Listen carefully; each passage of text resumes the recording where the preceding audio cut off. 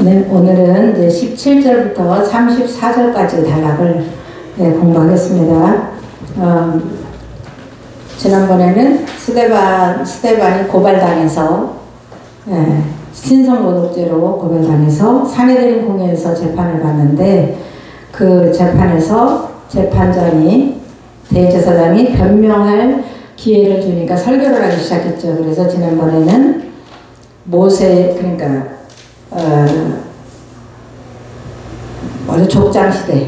족장시대를 쭉 설교를 했죠.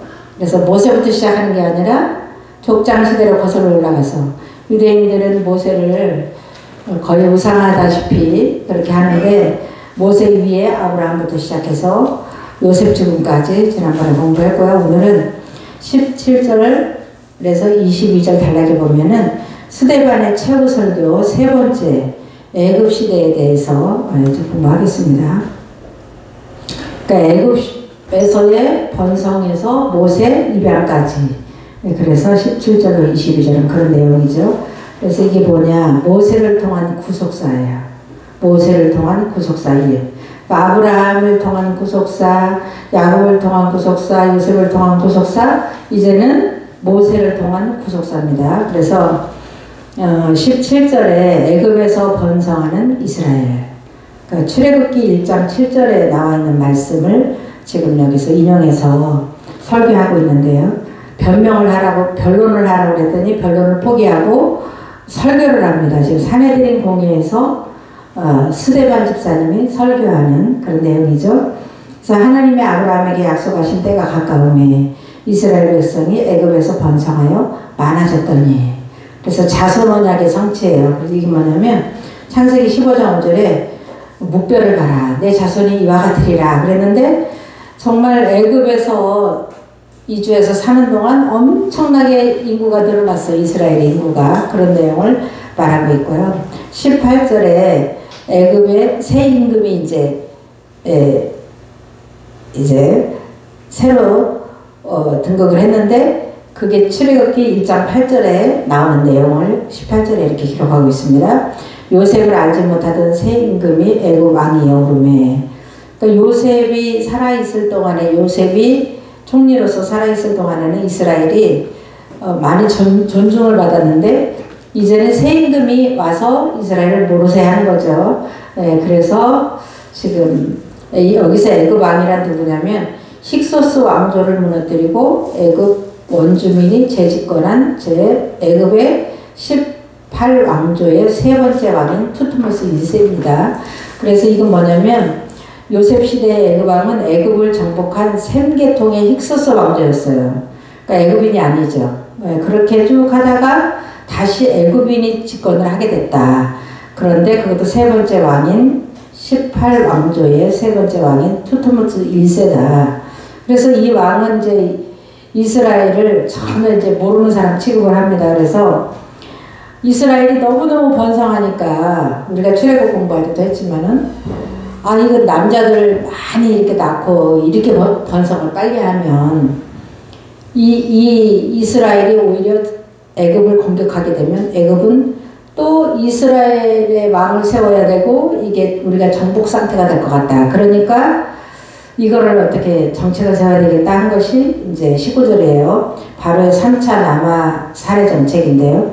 아들이 태어나거든 나일강에 던져라. 출애굽기 1장 22절 내용이죠. 그가 우리 족속 중에 교활한 방법을 써서, 여기는 이제 스데반의 설교잖아요. 조상들을 괴롭게 하여 그 어린 아이들을 내버려 살지 못하게 하려 할세. 이것이 이제 그 출애굽기 1장 22절에 나일강에 던져라.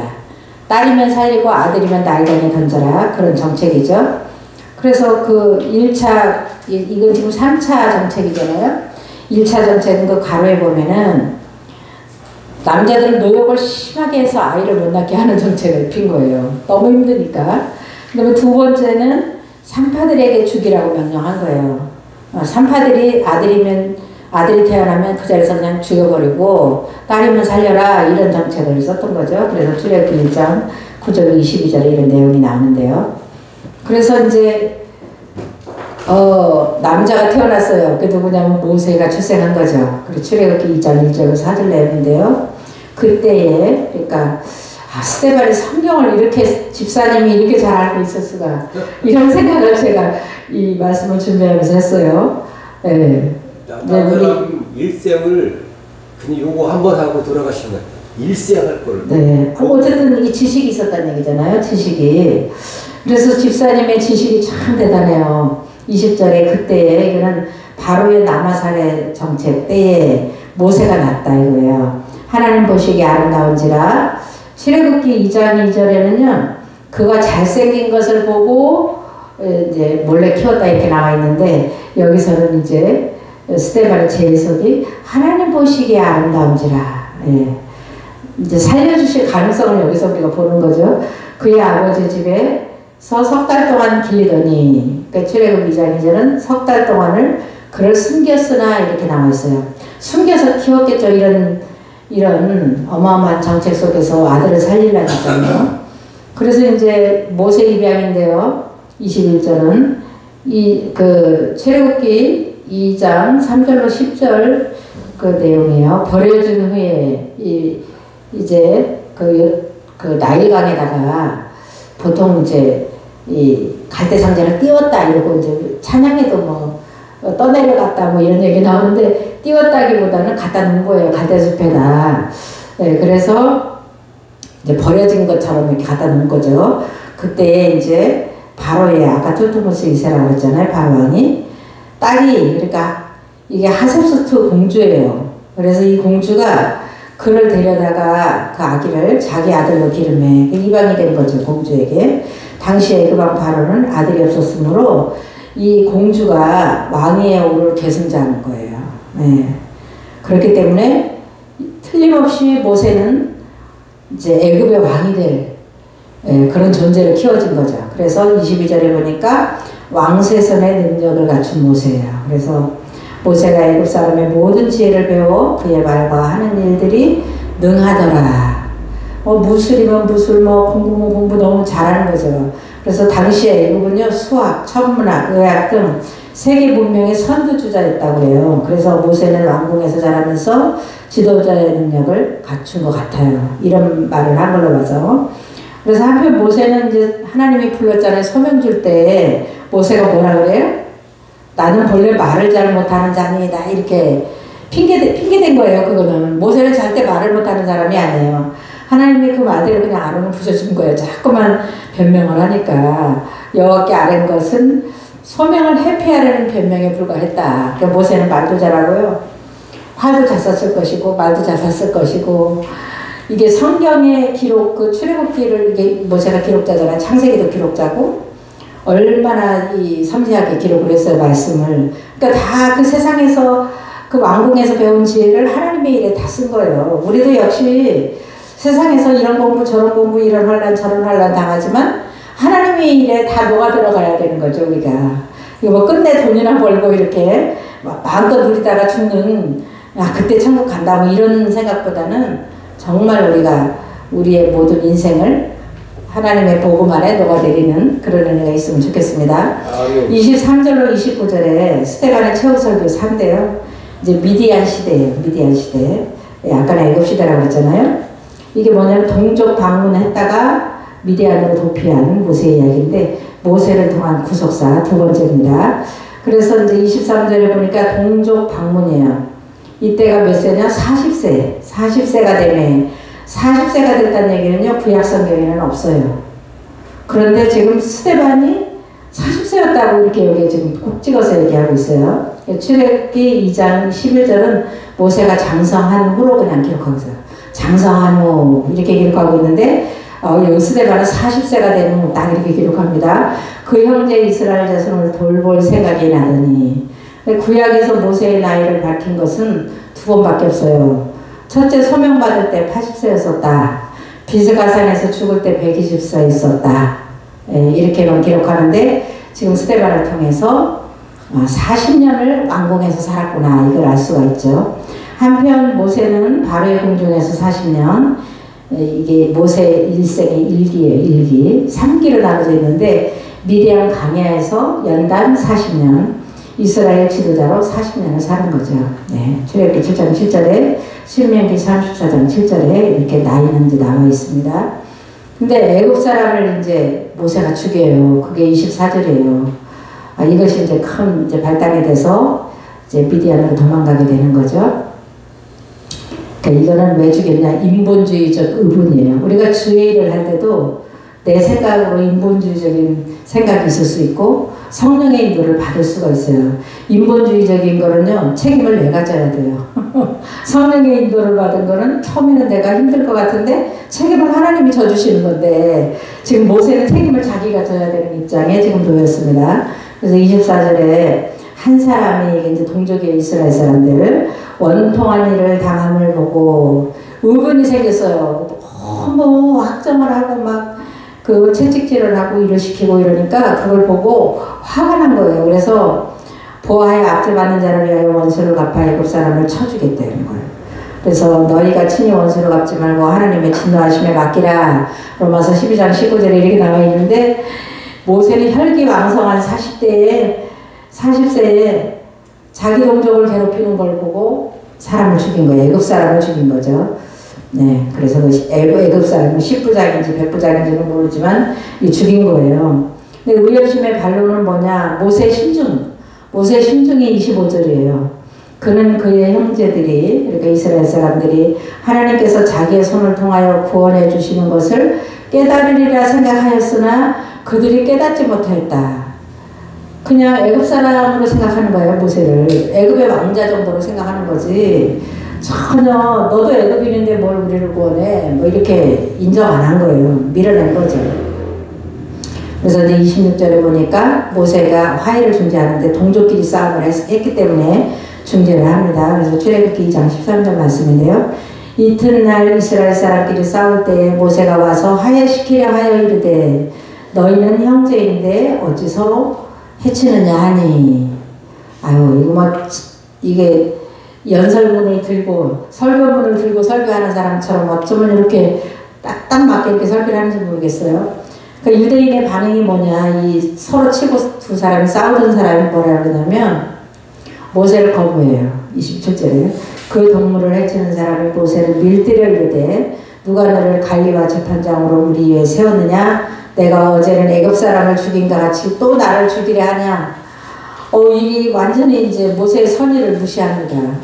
모세는 정말 위험을 무릅쓰고 죽이려는 건 아니었지만 편을 들다가 사람을 죽이게 됐는데, 그래서 모세가 이게 들통났구나 그러고 도주를 하게 되는 건데, 모세의 라이벌이 있었죠. 예, 그 사람이 이제 모세를 죽이면 자기는 왕이 되는 그런 라이벌이 있었습니다. 그 라이벌은 누구냐면 이 트토모스 1세의 그러니까 후척의 첩인지 그렇겠죠. 첩에서 난 아들. 그러니까 자기는 지금 원래의 그 본처에는 딸밖에 없고, 예, 그런 이제 라이벌이 있는 거죠. 그래서 미디안으로 도망하는데 출애굽기 2장 14절로 15절이죠. 모세가 이 말 때문에 도주하여 미디안 땅에서, 미디안 땅은 어디냐면요, 시내산이 있는 시내 반도를 지칭해요. 그러니까 시내산에 갔을 때 모세의 장인이 모세 가족을 데리고 왔었죠. 네, 그런 것처럼 그 가까이인 거예요. 가까이 광야. 나그네가 되어서 아들 둘을 낳으니라. 그래서 게로솜과 엘리에셀을 낳은 거예요. 출애굽기 2장 22절에 18장 4절에 이렇게 나와 있습니다. 그래서 그 뜻도 이제 뭐 아주 구구절절 이렇게 나와 있는데요. 어쨌든 이제 그래도 도망자 중에서도 그 미디안에서 결혼을 했고 두 아이를 낳았다. 30절로 34절에는 스데반의 최후설도 5번째인데요. 이것도 미디안 시대예요. 모세 소명, 모세를 통한 구속사 3이에요. 지금부터 이제 모세를 부릅니다. 그래서 임재인데 이제 소명을 받는 장면이죠. 40년이 참에, 이 말이 아까 1기, 2기, 3기로 나눈다 그랬잖아요. 40년이 참에, 이거는 광야, 그러니까 미디안 연단 40년이 끝났다 이런 얘기예요. 그 모세 1세 2기죠. 천사가, 그러니까 출애굽기 3장 2절은 여호와의 사자로 기록되어 있습니다. 이분은 누구냐? 천사냐? 천사가 아니라 성육신 이전에 성자 하나님, 즉 그리스도이십니다. 그래서 그리스도도 성육신 이전에 활동을 하셨어요. 이렇게 천사로 나타나는데 천사일 때도 있었고 예수님이 직접 나타난 적도 있었습니다. 그래서 이제 시내산은 소명 장소죠. 출애굽기 3장 1절은 하나님의 호렙산 이렇게 말했는데 호렙산과 시내산은 같은 지역을 말하고 있습니다. 그래서 광야 가시나무 떨기 불꽃 가운데서 그에게 보이거늘 모세가 그 광경을 여기서 헬라어 호라마는요 환상이라는 뜻이에요. 환상으로 본 거예요. 진짜 불 타서 막 헐헐 타는 그런 게 아니라 딱 떨기나무를 쳐다봤더니 그때 환상이 딱 보였다 이런 얘기죠. 보고 놀랍게 여겨 알아보려고 가까이 가니 주의 소리가 있어. 성자 하나님의 음성이었었죠. 그래서 하나님의 자기 계시. 모세가 딱 보고 이제 오니까 자기 계시를 합니다. 나는 누군지 말하셔야 되잖아요. 그래서 32절에 보니까 나는 내 조상의 하나님, 즉 아브라함과 이삭과 야곱의 하나님이라 하신대. 성경에는 아브라함과 이삭과 야곱의 하나님이라는 말이 참 많이 나오죠. 이거는 무슨 뜻이냐 이런 말씀이 나올 때는 구속사적 언약과 관계에 대해서 언급되는 하나님의 이름이다. 아브라함의 하나님, 이삭의 하나님, 야곱의 하나님 이렇게 나올 때는 이 지금 언약 관계에 있잖아요. 하나님하고 이스라엘 백성들은. 그래서 언약 관계에 대한 이름이다. 출애굽기 3장 6절, 4장 5절, 왕상, 마태복음 22장 32절 이렇게 언약과 관계된 말씀이 많이 나옵니다. 그래서 하나님의 음성을 들은 모세의 반응이에요. 모든 죄인들이 이런 반응이에요. 그래서 우리가 예수가 아니면 정말 우리는 이제 하나님 앞에 설 수 없는 자들이죠.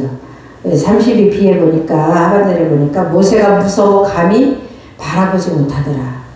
죄인된 인간들 그러니까 구원받지 못한 자들이 하나님과의 관계에서 나아갈 수 없는 것을 말하는 거죠. 그래서 로마서 3장 23절에 보니까 모든 사람이 죄를 범하였음에 하나님의 영광에 이르지 못하더니 하나님의 영광이 너무 두려우니까 가까이 못 가는 거죠. 근데 지금 하나님 탁 나타나셨는데 고개도 못 들고 바라보지도 못하는 이런 죄인의 모습을 볼 수 있어요. 모세도 역시 죄인이었다. 모세를 이스라엘 사람들은 거의 신성시하다시피 최고의 선지자로 알고 있는데 모세 역시 죄인이었기 때문에 하나님 앞에서 감히 바라보지 못했던 이런 걸 볼 수 있습니다. 그리고 임재 장소 구별 명령인데요. 신을 벗으라는 거예요. 오늘 오전 말씀과 좀 비슷한데요. 주께서 이르시되 내 발에 신을 벗으라. 그래서 죄악을 벗어버리라는 상징적 의미예요. 발에는 이렇게 먼지가 많이 붙잖아요. 더러운 것들을 다 발이 흡수하잖아요. 거의. 그러니까 이제 죄를 떨어버리라, 벗어버리라. 이것은 깨끗한 곳이다. 그러면 하나님의 쓰신 자리가 깨끗하냐? 그런 의미라기보다는 여러 가지 의미가 있습니다. 내가 가서 서 있는 곳은 거룩한 땅이라. 내가 그 모세가 서 있는 곳은 거룩한 땅이라는 얘기는 땅이 거룩한 게 아니라 하나님이 임재하셨기 때문에 거룩한 거예요.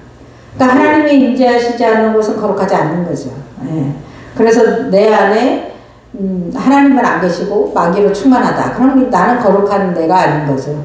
그래서 하나님께서 임재하신 장소를 거룩한 땅이라고 표현했어요. 그러니까 오늘 말씀처럼 예루살렘이든지 뭐 어디든지 그리심산이든지 또 뭐 저주를 선포한 산이든지 상관없이 하나님이 임재하시면은 그곳이 거룩한 거죠. 완전히 개념이 바뀐 거죠, 이제. 즉, 예루살렘만이 하나님께 예배하는 유일한 장소가 아니라 하나님의 영과 말씀이 있는 곳이면 거룩한 곳이다. 그러니까 우리가 모여서 예배하는 게 이게 교회가 거룩한 게 아니라 우리가 모였을 때 하나님이 임재하시니까 거룩한 거죠, 여기가. 그래서 우리가 뭐 예배 장소는 식당이라도 상관없고 카페라도 상관없고 이렇겠죠. 물론 이제 구별된 장소가 있어야 되겠지만 내가 거룩한 거예요. 내 안에 성령님이 계시기 때문에 내가 예수를 믿었기 때문에. 그래서 이제 소명을 주시는데요. 34절이죠. 모세가 소명을 받는데 내 백성이 애굽에서 괴로움 받음을 내가 확실히 보고 그 탄식하는 소리를 듣고 그들을 구원하려 하여. 여기서 구원하려 하여는 무슨 말이냐면 헬라어로 엑셀레스다인데 이는 직접 구출하기 위하여라는 뜻이에요. 하나님이 직접 구출해 내겠다.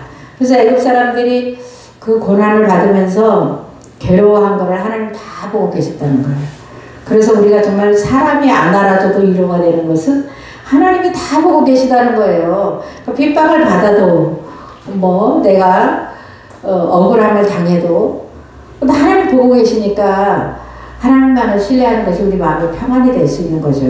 그래서 괴로움을 받은 내가 확실히 보고 그 탄식하는 소리를 듣고 그들을 구원하려 내가 직접 구원해내겠다. 내려왔노니 이제 내가 너를 애굽으로 보내리라 하시니라.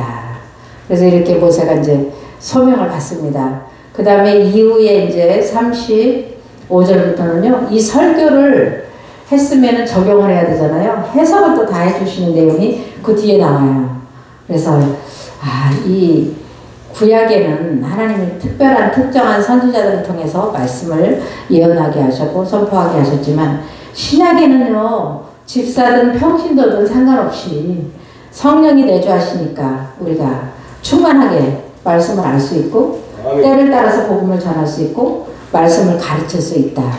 그러니까 우리는 나에게 어떠한 그런 지식이라 그럴까? 하나님께서 주시는 어떤 소명 같은 게 느껴진다면 하면 되는 거야, 하면. 교회에서도. 초신자 한 명 데려다 놓고 내가 해도 되고, 나가서 복음을 전할 때 복음 메시지를 해도 되고. 예, 그래서 지금 스테반이 우리에게 많은 도전을 줍니다, 스테반. 그리고 그 지금 이제 지난주에 맥할 때는 그 이 끝부분, 순교당하는 그걸 봤죠? 순교당하면서도 저들의 죄를 저들에게 돌리지 말아달라고 기도한, 정말 이웃사랑을 실천한 그런 스테반의 그 아주 그냥 정말 당찬 믿음을 우리가 보게 되는데요. 이 설교하고 죽는 거예요. 그런데 이렇게 담담하게 너무나 정말 멋진 설교를 거의 선민의 구속사를 쫙 깨고 있는 거예요, 지금. 그래서 우리도 성경을 아는 만큼 또 깨달음도 있어요. 그래서 성경도 읽으시고 공부도 한번 했으면 가서 더 한번 성경을 한번 읽어보고 이렇게 하면서 스테반처럼 자기개발, 영적 자기개발을 해야 되겠다는 생각을 하게 됩니다. 엄청난 도전을 주고 있어요. 이게 사도행전의 성도들의 모습이에요. 그래서 그 시대의 사도행전은 지금 우리가 연속성사하는 게 있잖아요. 우리도 사도행전 시대를 살고 있기 때문에 우리 역시 다 사역자가 될 수 있다. 네, 그리고 참 이렇게 하나님이 시대마다 사람을 통해서 구속사를 이루어 가시는 하나님의 열심이 이 말씀 속에는요, 하나님의 주권이라는 내용이 쫙 흘러요. 주권. 요셉을 애굽 총리 만든 것도 하나님의 주권이고, 다 죽인, 남자아이는 다 죽이는 가운데서 모세를 살린 것도 하나님의 주권이고, 하나님의 주권이 그냥 쫙 흐르는 거예요. 그러니까 하나님의 구속사를 이루기 위해서 얼마나 열심을 내시는지를 우리가 여기서 이제 느껴볼 수 있죠. 하나님의 열심. 네.